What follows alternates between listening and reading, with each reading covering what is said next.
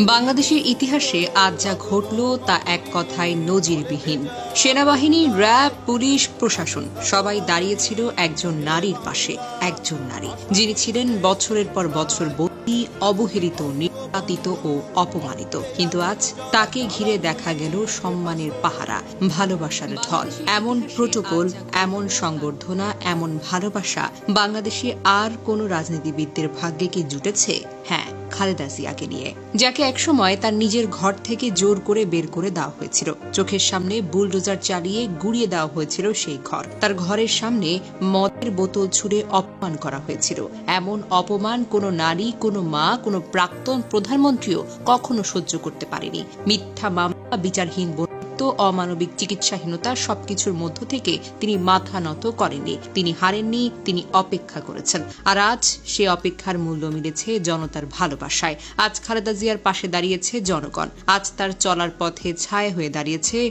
রাষ্ট্রীয় বাহিনী। আজ তার পাশে আছে তার দেশের মাটি, মানুষের মন। সম্মান কি বন্দুকের জোরে আদায় করা যায়? না। সম্মান কি টাকায় কেনা যায়? না। সম্মান আসে আত্মত্যাগ থেকে। আজ খালেদা জিয়া শুধু বিএনপির নেত্রী নন, তিনি বাংলাদেশের একজন সংগ্রামী নারীর প্রতীক, একজন মা, একজন যোদ্ধা, একজন